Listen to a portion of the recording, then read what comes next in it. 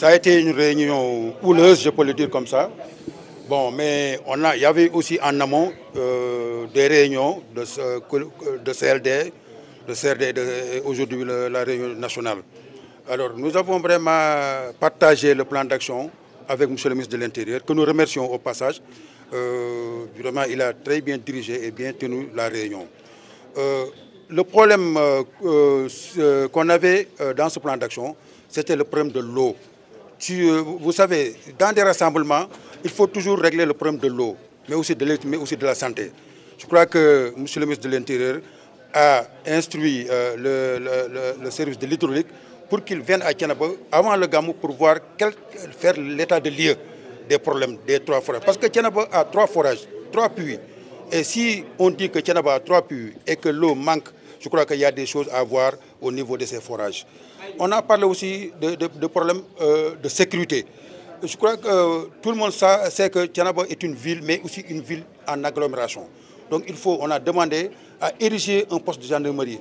Mais en attendant, le calife a mis en place un local pour permettre à la gendarmerie d'occuper ce local pour vraiment suivre les activités du Gamou. On a aussi parlé du problème de la santé. Si on parle de rassemblement, on parle de santé.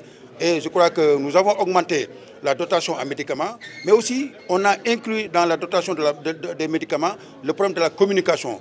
Je crois que si vous avez entendu dans la sous-région ou bien dans quelques régions où il y a une maladie qui est en train vraiment de venir dans nos localités. Maintenant, pour parer à cela, nous avons mis en place au niveau de Thiénaba avec la commission communication des activités de sensibilisation, mais aussi de communication pour demander à toute personne vraiment de prendre toutes les dispositions vraiment pour éviter cette transmission.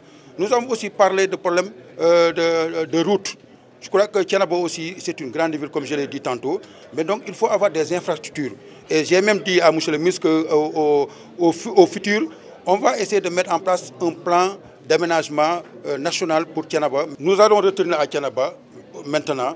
Mais je crois qu'à partir de demain, avec l'instruction de M. le ministre de l'Intérieur, mais avec l'engagement aussi des chefs de service, le comité d'organisation va recevoir tous les services qui ont pris l'engagement de réaliser ce qu'on leur a demandé. Et Thiénaba, je crois que la particularité, nous, on fait une évaluation exhaustive. Quand on sort d'une édition, on fait une évaluation exhaustive. Et cette évaluation nous permet de faire encore des besoins pour le futur. Et ça, c'est ce qui nous donne vraiment la possibilité, aussi, qui allège aussi le plan d'action qu'on a mis en place pour nous permettre vraiment d'avoir des résultats au sortir de cette réunion. Je crois que nous attendons les services qui viendront à Thiénaba. Et la particularité aussi de Thiénaba, il faut le savoir, c'est Thiénaba célèbre le Gamou en 2 jours.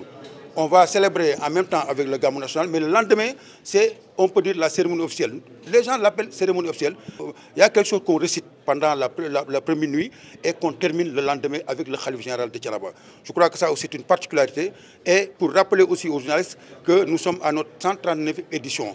En tout cas, en gros, tout ce qu'on a évoqué ici comme problème dans le plan d'action, je crois que c'était 7 à 8 points. Les chefs de service ont pris l'engagement de satisfaire cette demande, mais aussi de satisfaire le Khalife général et de satisfaire toute la communauté de Thiénaba.